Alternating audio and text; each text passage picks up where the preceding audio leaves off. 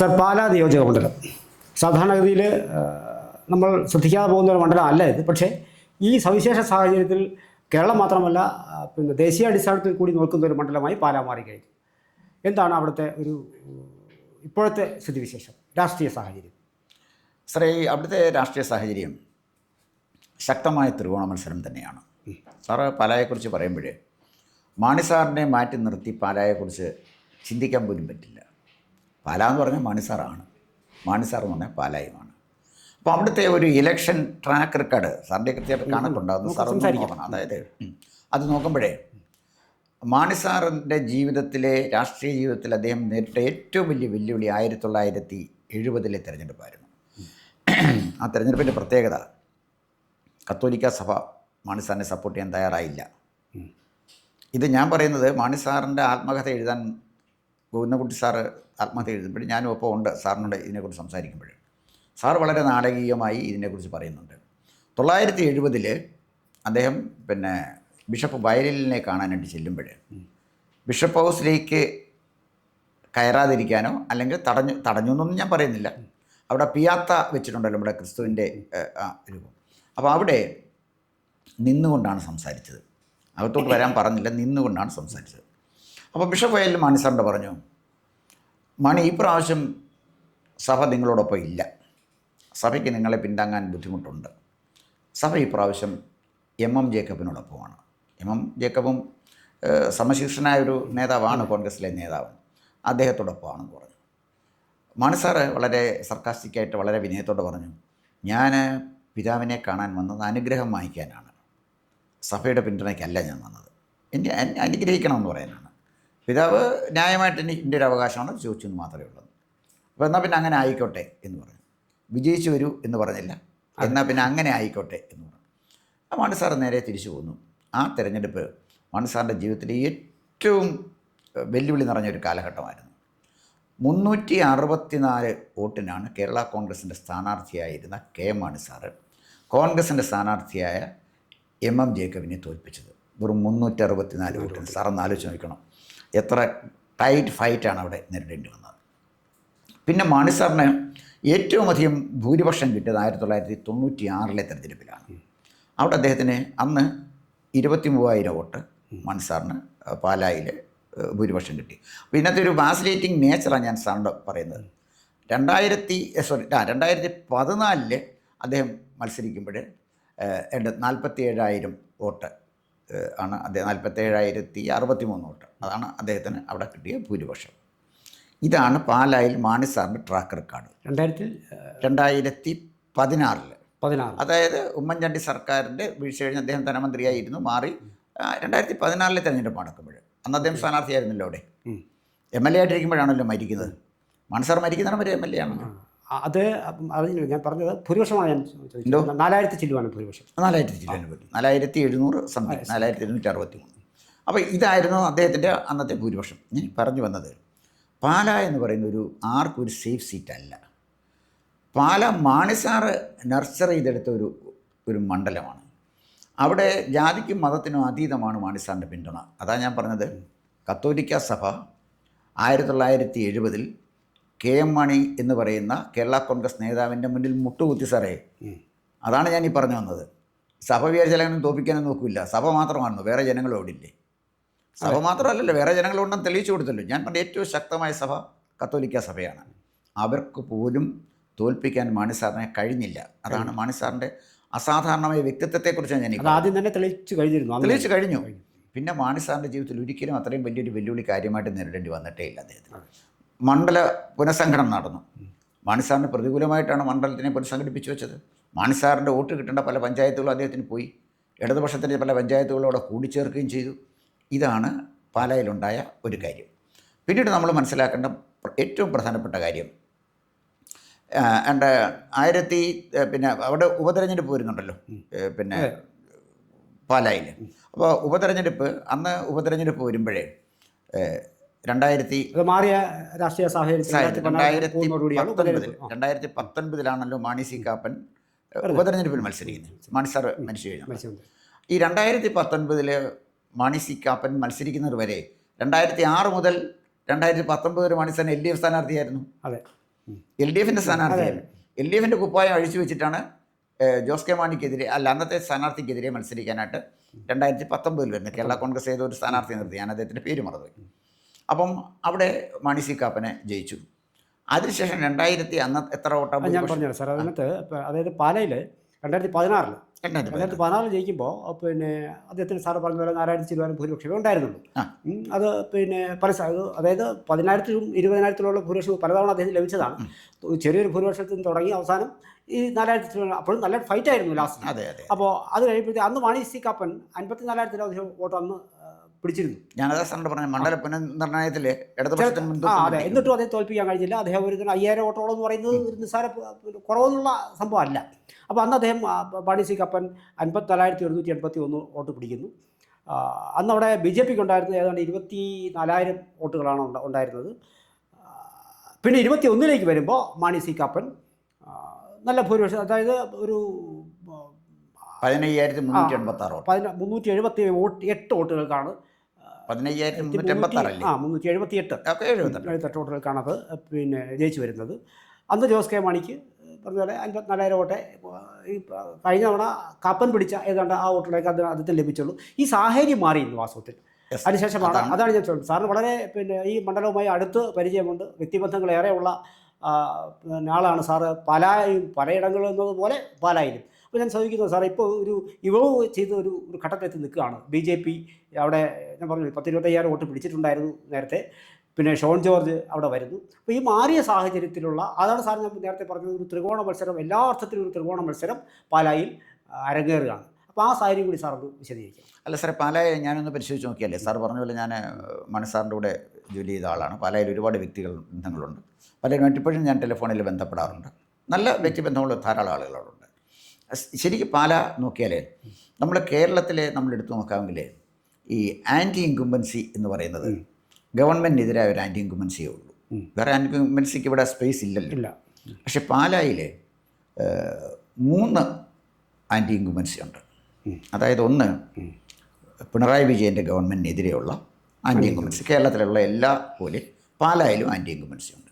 2, Mani C Kappan ഈ പറയുന്ന പോലൊന്നും ആ മണ്ഡലത്തിൽ ചെയ്തിട്ടില്ല എന്നാണ് എന്നോട് പല സുഹൃത്തുക്കളും പറയുന്നത്. ശരിക്കും അദ്ദേഹം വല്ലതും ചെയ്തിട്ടുണ്ടോ എന്ന് എനിക്ക് അറിഞ്ഞുകൂടാ. ഞാൻ അവരെ കോട്ട് ചെയ്യുക മാത്രമേ ചെയ്യുന്നുള്ളൂ. അദ്ദേഹം കാര്യം ഒരു MLA എന്നുള്ള നിലയിൽ അദ്ദേഹം പരാജയപ്പെട്ടു എന്നാണ് എന്നെ വിളിച്ച് സംസാരിച്ച പല ആളുകളും. അതിനകത്ത് ക്രൈസ്തവരുണ്ട്, ഹിന്ദുക്കളുണ്ട്, മുസ്ലിങ്ങളുണ്ട്, പല സുഹൃത്തുക്കളും നമുക്കുണ്ടല്ലോ. അവരൊക്കെ പറയുന്നത് മാണി സി കാപ്പൻ പരാജയമായിരുന്നു MLA എന്ന നിലയിൽ. അപ്പം മാണി സി കാപ്പൻ്റെ ഒരു ആൻറ്റി ഇൻകുംബൻസി അവിടെ ഉണ്ട്. 3ാമത്തെ ഒരു ആൻറ്റി ഇൻകുംബൻസി അവിടെ ഉള്ളത് ജോസ് കെ മാണിക്കെതിരായിട്ടൊരു ആൻറ്റി ഇൻകുംബൻസി ഉണ്ട്. അത് നമ്മൾ കാണേണ്ട ഒരു കാര്യമാണ്. കാരണം മാണി സാറിൻ്റെ കൂടെ ഒരു കാലത്ത് മാണി സാറിൻ്റെ കൂടെ ഉണ്ടായിരുന്ന വലിയ പ്രബലരായ ഒട്ടേറെ ആളുകളെ അവിടെ അദ്ദേഹം ശത്രുക്കളാക്കിയിട്ടുണ്ട്. ഒട്ടേറെ ആളുകൾ, ഒരാളെയല്ല, ഒട്ടേറെ ആളുകളെ ശത്രുക്കളാക്കിയിട്ടുണ്ട്. അവരൊക്കെ അദ്ദേഹത്തിനോട് പക മനസ്സിൽ വെച്ച് സൂക്ഷിക്കുന്നുണ്ടെന്നാണ് എനിക്ക് തോന്നിയിട്ടുള്ളത്. ഇതിനകത്ത് അവസാനത്തെ ഒരു ഉദാഹരണം, പാലാ മുനിസിപ്പൽ കോൺസ്റ്റിറ്റ്യുവൻസിയിൽ പുളിക്കക്കണ്ടം ഫാമിലി ആണല്ലോ അവിടെ അദ്ദേഹത്തിനെതിരെ മത്സരിച്ചത്. പുളിക്കക്കണ്ടത്തിലെ 3 പേര് സ്വതന്ത്ര സ്ഥാനാർത്ഥികളായി അവസാനം ഒരു സ്ഥാനാർത്ഥിയുടെ മകള് മുനിസിപ്പൽ ചെയർപേഴ്സണുമായി. അവരെ വിജയിക്കാൻ കാരണം ഞാൻ ഈ പറഞ്ഞ ആൻറ്റി ജോസ് കെ മാണി വോട്ടാണ്. ആൻറ്റി ജോസ് കെ മാണി വോട്ടാണ് അവരെ 3 പേരെ ജയിപ്പിച്ചത്. അപ്പോൾ ചോദിക്കും, പാലായിലെ മുനിസിപ്പാലിറ്റിയിൽ മണി ഗ്രൂപ്പിൻ്റെ സ്ഥാനാർത്ഥികളെ ജയിച്ചിട്ടില്ലേ? ജയിച്ചിട്ടുണ്ട്. അതൊക്കെ വ്യക്തിപരമായി നേടുന്ന നേട്ടമാണ്. ആ ജയിച്ച ഒരു സ്ഥാനാർത്ഥിയും ജോസ് കെ മാണിയാണ് ഞങ്ങളുടെ നേതാവെന്ന് പറഞ്ഞ് വോട്ട് പിടിച്ചിട്ടില്ല. അവർ വ്യക്തിപരമായി പറഞ്ഞ നേട്ടമാണ്. പുളിക്കക്കണ്ടം ചെയ്ത് എന്താണെന്ന് ചോദിച്ചാൽ അവർക്ക് നേതാവില്ലായിരുന്നല്ലോ, സ്വതന്ത്ര സ്ഥാനാർത്ഥിയായിരുന്നല്ലോ. അവർ ടാർഗറ്റ് ചെയ്തത് ജോസ് കെ മാണിയാണ്. അതാണ് ഞാൻ സാറിനോട് പറഞ്ഞത്. ജോസ് കെ മാണിക്കെതിരെ പാലായിൽ ഒരു ആൻറ്റി ഇൻകുംബൻസി ഉണ്ട് എന്ന് ഞാൻ സാറിനോട് പറഞ്ഞത് പുളിക്കക്കണ്ടത്തിൻ്റെ ജയത്തിൻ്റെ അടിസ്ഥാനത്തിലാണ്. അവിടെ ജയിച്ചു വന്ന സ്ഥാനാർത്ഥികൾ ജോസ് കെ മാണിയുടെ കെറോഫിലെ അല്ല ജയിച്ചു വന്നത്, അവരവരുടെ സ്വന്തം സ്വാധീനത്തിൽ ജയിച്ചു വന്ന ആളാണ്. ഇതാണ് ഒരു വലിയ വ്യത്യാസം പാലായിൽ കണ്ടത്. അപ്പോൾ മറ്റ് നിയോജക മണ്ഡലങ്ങളിൽ നിന്ന് വ്യത്യസ്തമായ 3 വിരുദ്ധ നിലപാടുകൾ അല്ലെങ്കിൽ ആൻറ്റി ഇൻകുംബൻസി പാലാ കോൺസ്റ്റിറ്റ്യുവൻസിയിൽ നിൽക്കുന്നുണ്ട്. അതെങ്ങനെ വരും എന്നുള്ളതൊരു വലിയ പ്രശ്നമാണ്. ഇപ്പം കഴിഞ്ഞ പാർലമെൻറ്റ് ഇലക്ഷൻ അവിടെ നിന്നത് തുഷാർ വെള്ളാപ്പള്ളിയാണ്. തുഷാർ വെള്ളാപ്പള്ളി 22,000 ആയിക്കോട്ടെ. അപ്പോൾ പിന്നീട് വന്ന ആ കാലഘട്ടത്തിലെ BJP സ്ഥാനാർത്ഥി പിടിച്ച വോട്ടെത്ര അതിനകത്തുണ്ട് സാറേ? സാറേ ഈ തുഷാർ വെള്ളാപ്പള്ളി കഴിഞ്ഞ ലോക്സഭയിൽ നിൽക്കും. അതെ. ലോക്സഭ പിന്നെ കഴിഞ്ഞ ലോക്സഭ തിരഞ്ഞെടുപ്പിൽ കോട്ടയം പാർലമെൻറ്റ് പാലയിൽ തുഷാർ വെള്ളാപ്പള്ളിയായിരുന്നു. അവർ പിടിച്ചതാണ് 22,000. ഓക്കെ സാറേ, 2021 BJP സ്ഥാനാർത്ഥിയില്ലേ? 2021 10,000 പേർ വോട്ടുകൾ മാത്രമാണ് BJPക്ക് പിടിക്കാൻ പറ്റിയത്. അതിലൊരു കാര്യം നമ്മൾ കാണേണ്ടത് 10,000 പേർ വോട്ടുകൾ, മറ്റേത് 24,000 വോട്ട് പിടിച്ചിരുന്നിടത്താണ് ഈ 14 ആയിട്ട് കുറഞ്ഞത്. സോ ആ വ്യത്യാസമുണ്ട്. പക്ഷേ അത് വലിയ പരിക്കില്ലാതെ തൊട്ടടുത്ത ലോക്സഭാ ഇലക്ഷനിൽ അത് പരിഹരിക്കപ്പെട്ടു കഴിഞ്ഞു. അപ്പോൾ അങ്ങ് ആ ഒരു നിശ്ചയ ശതമാനം 25 എന്ന് പറയുന്ന ഒരു സ്ഥലത്തെത്തി നിൽക്കുകയാണ് ആ വോട്ട്. അതിൽ എന്തെങ്കിലും സാധ്യതയുണ്ടോ കൂടാതെ? അതായത് സാർ പറഞ്ഞത് 22,000 വോട്ട് തുഷാർ വെള്ളാപ്പള്ളി നിന്നപ്പോൾ കിട്ടി, 25,000 വോട്ട് അവിടെ പിടിച്ച പിന്നെ BJP സ്ഥാനാർത്ഥിയുണ്ട്. അപ്പോൾ BJPക്ക് 25,000 വോട്ടുകൾ ഉറപ്പിക്കാനായ ഫിക്സഡ് ഡെപ്പോസിറ്റാണ്. ഫിക്സഡ് ആണ്, ആരിന്നാലും അവർക്ക് അതേ കിട്ടത്തുള്ളൂ. പിന്നെ അവിടുത്തെ ആൻറ്റി ഇൻകുംബൻസി ഏതാണ് അവിടുത്തെ സ്ഥാനാർത്ഥി ഷോൺ ജോർജിനെ സ്വാധീനിക്കുന്നുള്ള. ഇപ്പോൾ sir Shone George as a political leader വളരെ സമർത്ഥനായ ഒരു നേതാവാണ്. രാഷ്ട്രീയം കൈകാര്യം ചെയ്യാൻ ജോസ് കെ മാണിയെക്കാട്ടി നന്നായിട്ട് അറിയാവുന്നത് ഷോൺ ജോർജാണ് എന്നാണ് ഒരു രാഷ്ട്രീയ നിരീക്ഷകൻ എന്നുള്ള നിലയിൽ ഞാൻ കാണുന്നത്. അദ്ദേഹം പ്രതികരിക്കുന്ന രാഷ്ട്രീയമോ അല്ലെങ്കിൽ ജോസ് കെ മാണി പ്രതികരിക്കുന്ന രാഷ്ട്രീയമൊന്നും അല്ല പറഞ്ഞത്. ഒരു പൊളിറ്റിക്കൽ ലീഡർ എന്നുള്ള നിലയിൽ രണ്ടുപേരെ മുന്നേ നിർത്തിയാൽ വ്യക്തിപരമായി ഞാൻ മാർക്ക് കൊടുക്കുന്നത് ഷോൺ ജോർജിനെ. ഷോൺ ആസ് എ ലീഡർ, ഞാൻ വ്യക്തിപരമായ സ്നേഹബന്ധങ്ങൾ, ജോസ് കെ മാണി എൻ്റെ ഒരു അടുത്ത സുഹൃത്താണ്, അത് വെച്ചല്ല ഞാൻ ഈ പറയുന്നത്. പൊളിറ്റിക്കൽ ലീഡർ അദ്ദേഹം നല്ല സുഹൃത്ത് എന്നുള്ളതിൽ വളരെ നല്ല മനുഷ്യനാണ്, വളരെ സൗമ്യമായി സംസാരിക്കുന്ന ആളാണ്, സംസ്കാരത്തോടു കൂടിയേ സംസാരിക്കത്തുള്ളൂ.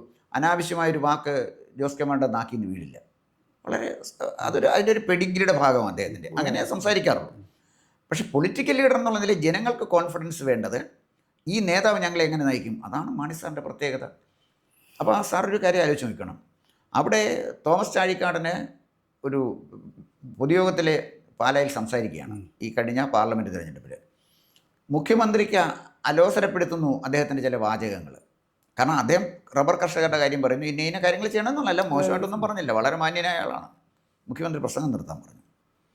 ഓടിപ്പോയി 2 പേര് അപ്പുറത്ത് ഇപ്പുറത്ത് നിന്ന് പറഞ്ഞ് മുഖ്യമന്ത്രിക്ക് ഇഷ്ടപ്പെട്ടില്ല പ്രസംഗം നിർത്താൻ. ഒന്ന് ജോസ് കെ മാണിയും മറ്റൊന്ന് റോഷി അഗസ്റ്റിനുമാണ്. അവരാണ് അപ്പുറം ഇപ്പുറം നിന്ന് പറയുന്നത്. സാർ, ഇത് പാലക്കാർ കണ്ടുകൊണ്ടിരിക്കുകയാണ്. തോമസ് ചാഴിക്കാടൻ ഒന്നും പറയാനില്ലാതെ അവിടെ നിന്ന് ഇറങ്ങി പോകേണ്ടി വന്നു. അപ്പോൾ അവിടുത്തെ ഇഷ്യൂ പറയാൻ അവസരം കിട്ടാതെ ഇറങ്ങി നിരാശനായിട്ട് പോകേണ്ടി വന്ന തോമസ് ചാഴിക്കാടനെ പിന്നെ കോട്ടയത്തൊന്നും അയക്കാൻ പാടില്ല എന്ന് അവിടുത്തെ ക്രിസ്ത്യാനികൾ ആദ്യം തീരുമാനിച്ചത്. അവർക്ക് വേണ്ടത് നല്ല ധീരനായ ഒരു നേതാവിനെയാണ്. ആരെങ്കിലും പറയുന്നത് കേട്ട് വിരുണ്ടു പോകുന്നൊരുത്തിന് ചെന്നാൽ പാർലമെൻറ്റിൽ ചെന്ന് ചെയ്യാൻ പോകുന്നത്. അപ്പോൾ ഇതാണ് ഞാൻ ഈ പറഞ്ഞു വന്നത്, അതാണ് അവിടുത്തെ സ്ഥിതി. പിന്നീട് ജോസ് കെ മാണി പാലായിൽ ചെന്നപ്പെട്ട ഒരു കുഴപ്പമുണ്ട്. സാറേ ശ്രദ്ധിച്ച് കാണാം. സ്ഥാനാർത്ഥികളെ നിശ്ചയിക്കുമ്പോഴൊന്നും അദ്ദേഹം ധൈര്യത്തോടുകൂടി പാലായിലെ കോൺസ്റ്റിറ്റ്യുവൻസിയിലെ സ്ഥാനാർത്ഥി പ്രഖ്യാപിക്കുന്നില്ല. എന്താണ് സാറേ മടി? അപ്പോൾ പിന്നെ രാജീവ് ചന്ദ്രശേഖരൻ നേമത്ത് അദ്ദേഹമാണ് സ്ഥാനാർത്ഥി എന്ന് പറഞ്ഞു. അദ്ദേഹമാണല്ലോ BJPയുടെ സംസ്ഥാന പ്രസിഡന്റ്. പറഞ്ഞത് ശരിയാണോ എന്ന് ചോദിച്ചാൽ തീരുമാനം എടുക്കുന്നതിന് മുമ്പ് പറഞ്ഞത് തെറ്റ് തന്നെയാണ്. അതിന് ഇനി ആര് പറഞ്ഞാലും അതൊരു പാർലമെൻ്ററി പാർട്ടിയുണ്ട്, അതിൻ്റെ സംവിധാനമുണ്ട്, അവർ പ്രഖ്യാപിച്ചിട്ടാണ് പറയേണ്ടത്. വ്യക്തിപരമായി പറഞ്ഞാൽ ജോസ് കെ മാണി പറഞ്ഞാണ് സാങ്കേതികമായി ശരി. പാലായിലെ സ്ഥാനാർത്ഥിയെ പാർട്ടി പ്രഖ്യാപിക്കും, അതാണ് ശരി. പാർട്ടി തീരുമാനിച്ചു ചെയർമാൻ പ്രഖ്യാപിക്കും, കൃത്യമായിട്ട് സാങ്കേതികമാണ്. പക്ഷേ അദ്ദേഹം ആ തെരഞ്ഞെടുപ്പിനെ ഭയപ്പെടുന്നു എന്ന്, അല്ലെങ്കിൽ പാലായിൽ മത്സരിക്കാൻ ഭയപ്പെടുത്തുന്നു എന്നൊരു മെസ്സേജാണ് സാധാരണ ജനങ്ങളിൽ അത് എത്തിച്ചത്. അത് എത്രമാത്രം അദ്ദേഹത്തിനെ ഗുണം ചെയ്യും എന്ന് എനിക്കറിയില്ല. അത് നമ്പർ 1. നമ്പർ 2, വളരെ പ്രധാനപ്പെട്ട ഒരു കാര്യമുണ്ട്. അതായത് റോഷി അഗസ്റ്റിൻ ശരിക്കും ജോസ് കെ മാണിയെ ട്രാപ്പ് ചെയ്തു. അത് സാർ ശ്രദ്ധിക്കണം. കാരണം കഴിഞ്ഞ 5 കൊല്ലമായിട്ട് ഭരണരംഗത്തെ ജോസ് കെ മാണിക്ക് യാതൊരു സേയുമില്ല. പാർട്ടിയെയും ഭരണത്തെയും നിയന്ത്രിക്കുന്നത് റോഷി അഗസ്റ്റിനാണ്. റോഷി അഗസ്റ്റിനെ കവച്ച് വെച്ച് മുന്നേ വരാനുള്ള ഒരു കാലിബർ ജോസ് കെ മാണിക്കില്ല. സാറിൻ്റെ ഒരു ഉദാഹരണം പറയാം. കെ എം മാണി സാർ വരുമ്പോൾ അദ്ദേഹത്തിൻ്റെ സീനിയറായിരുന്ന 2 നേതാക്കന്മാരും KM ജോർജും R ബാലകൃഷ്ണപിള്ളയും, രണ്ടുപേരും പിന്നെ മാണി സാറിനെക്കാട്ടി സീനിയറാണ്. അവരായിരുന്നു രാഷ്ട്രീയം നിയന്ത്രിച്ചുകൊണ്ടിരുന്നത്. സഭയുടെ സ്വന്തം ആളാണ് പിന്നെ KM ജോർജ്. ബാലകൃഷ്ണപിള്ള മന്നത്ത് പത്മനാഭൻ്റെ മാനസപുത്രനാണ്, അത്ര സ്വാധീനമാണ്, വലിയ ഫയർ ബ്രാൻഡ് പ്രാസംഗികനുമാണ്. അവരെ 2 പേരെയും വെട്ടിയാണ് മാണി സാറ് മാണി ഗ്രൂപ്പ് കേരള കോൺഗ്രസ് ഉണ്ടാക്കിയത്. അവരെക്കാൾ സമർത്ഥനാണെന്ന് താനെന്ന് അദ്ദേഹത്തിന് തെളിയിക്കാൻ കഴിഞ്ഞു. അതാണ് ഞാൻ പറഞ്ഞത്. റോഷി അഗസ്റ്റിൻ്റെ മുന്നിൽ മാണി സാറിൻ്റെ മകൻ പതറുകയാണ്. റോഷി അഗസ്റ്റിൻ കാര്യങ്ങൾ തീരുമാനിക്കുക. റോഷി അഗസ്റ്റിൻ പറയാണ് മൈക്ക് പിടിച്ചു വാങ്ങിച്ചു. സാർ ആലോചിക്കണം, ചെയർമാൻ്റെ കയ്യിരിക്കുന്ന മൈക്ക് പിടിച്ചു വാങ്ങിച്ചു പാലായിൽ ചെയർമാനാണ് മത്സരിക്കുന്നത്. എന്ത് സാർ ഇത് വെള്ളരിക്കപ്പെട്ടണോ ഇത്? എന്ന് പറയാനുള്ള അവകാശം എന്താണ് റോഷി അഗസ്റ്റിന്? അവിടെ ഒളിച്ചു വെച്ചൊരു ട്രാപ്പുണ്ട്. അതാണ് മനസ്സിലാക്കേണ്ട ഒരു കാര്യം. പാലായിൽ താൻ മത്സരിക്കുന്നില്ല അല്ലെങ്കിൽ മത്സരിക്കുന്നു. ഇതേ ജോസ് കെ മാണിക്ക് പറയാൻ പറ്റുള്ളൂ. അപ്പോൾ പാലായിൽ താൻ മത്സരിക്കുന്നു എന്ന് പറയുവാനുള്ള ആത്മവിശ്വാസം ജോസ് കെ മാണിക്ക് ഇല്ലാതെ പോയി എന്നുള്ളത് പകലുപോലെ ഒരു യാഥാർത്ഥ്യമാണ്. അത് മനസ്സിലാക്കാൻ സാമാന്യ ബുദ്ധി പോരെ. അതിന് അദ്ദേഹത്തിന് കഴിഞ്ഞില്ല. അദ്ദേഹം പാലായിൽ മത്സരിച്ചില്ലായിരുന്നുവെങ്കിൽ റോഷി അഗസ്റ്റിൻ പാലായിൽ മത്സരിക്കുമായിരുന്നു. ഇടുക്കി അദ്ദേഹത്തിന് അത്ര സേഫല്ല. ജയിക്കോ തോക്കോ രണ്ടാമത്തെ കാര്യം. ഈ തെരഞ്ഞെടുപ്പിൽ റോഷി അഗസ്റ്റിൻ ഇടുക്കി സേഫല്ല. അതേസമയം റോഷി അഗസ്റ്റിൻ അദ്ദേഹം പാലക്കാരനാണ്. പാലായിലേക്ക് വന്നാൽ റോഷി അഗസ്റ്റിൻ കുറേ കൂടെ സേഫാണ്. അപ്പം ജോസ് കെ മാണി മത്സരിച്ചില്ലെങ്കിൽ റോഷി അഗസ്റ്റിൻ പാലായിൽ വന്ന് മത്സരിച്ച് ജയിച്ചാൽ പിന്നെ ജോസ് കെ മാണി രാഷ്ട്രീയത്തിൽ നിന്നിട്ട് വല്ല കാര്യമുണ്ടോ സാറേ? അതാണ് അതിൻ്റെ ഒരു പ്രധാനപ്പെട്ട പ്രശ്നം. അങ്ങനെ ജോസ് കെ മാണിയെ വല്ലാതെ ട്രാപ്പ് ചെയ്യാൻ തന്ത്രപൂർവ്വം റോഷി അഗസ്റ്റിൻ നടത്തിയ നീക്കങ്ങളിലൂടെ റോഷി അഗസ്റ്റിന് കഴിയും. ഒരു പൊളിറ്റിക്കൽ ലീഡർ എന്നുള്ള നിലയിൽ റോഷി അഗസ്റ്റിൻ തന്ത്രശാലിയാണ്. പക്ഷേ ഒരു ലീഡർ എന്നുള്ള നിലയിൽ തൻ്റെ പേഴ്സണാലിറ്റി എസ്റ്റാബ്ലിഷ് ചെയ്യാൻ റോഷി അഗസ്റ്റിന് കഴിഞ്ഞിട്ടില്ല. കേരളത്തെ മന്ത്രിസഭയിലെ ഏറ്റവും അഴിമതി നിറഞ്ഞ വകുപ്പായിരുന്നു ജലസേചന വകുപ്പ്. ഏറ്റവും അഴിമതി നിറഞ്ഞത്. ഞാൻ ഉദാഹരണം വെച്ച് പറയാൻ പറ്റുന്ന ഓവർസിയറുടെ ട്രാൻസ്ഫറിന് പോലും കൈക്കൂലി വാങ്ങിക്കുമായിരുന്നു. ചില കേരള കോൺഗ്രസിൻ്റെ പ്രാദേശിക നേതാക്കന്മാരായിരുന്നു, പിരിവുകാരായിരുന്നു. അതാണ് ഞാൻ പറഞ്ഞത്. അപ്പം ഇപ്പം ഗണേശൻ അവിടെ ഇരിക്കുന്നു. ഗണേശനെ നമ്മൾ വ്യക്തിപരമായിട്ട് എന്ത് വേണമെങ്കിലും പറഞ്ഞു, നല്ല ട്രാൻസ്പോർട്ട് മന്ത്രിയല്ലേ, അത് നമുക്ക് നിഷേധിക്കാൻ പറ്റത്തില്ല. ഗണേഷ് കുമാറിനെ ഞാൻ ഒരിക്കലും ഒരു വ്യക്തി എന്നുള്ള നിലയിൽ, ഒരു മനുഷ്യൻ എന്നുള്ള നിലയിൽ, ഒരു നേതാവ് എന്നുള്ള നിലയിൽ എനിക്ക് അംഗീകരിക്കാൻ പറ്റാത്ത ആളാണ്. പക്ഷേ അദ്ദേഹം ട്രാൻസ്പോർട്ട് മന്ത്രി എന്നുള്ള നിലയിൽ ട്രാൻസ്പോർട്ടിനെ ഭംഗിയായിട്ട് മാറ്റിയെടുക്കാൻ കഴിഞ്ഞു. അങ്ങനെ മാറ്റിയെടുക്കാൻ റോഷി അഗസ്റ്റിന് കഴിഞ്ഞു. രണ്ടും കേരള കോൺഗ്രസ്സുകാരല്ലേ. അപ്പോൾ ഇതാണ് പ്രശ്നം. ഈ തെരഞ്ഞെടുപ്പിൽ ഞാൻ കാണുന്നത് അതിശക്തമായൊരു ത്രികോണ മത്സരമാണ്. ആ ത്രികോണ മത്സരത്തിൽ 3 സാധ്യതയാണുള്ളത്. തെരഞ്ഞെടുപ്പിൻ്റെ അവസാനം വരുമ്പോൾ ഈ മത്സരം ഷോൺ ജോർജും മാണി സി കാപ്പനുമായിട്ട് മാറിക്കൂടാ എന്നില്ല. അതിൻ്റെ കാരണം കമ്മ്യൂണിസ്റ്റ് പാർട്ടി അണികൾക്ക് ജോസ് കെ മാണിയിൽ വിശ്വാസമില്ല.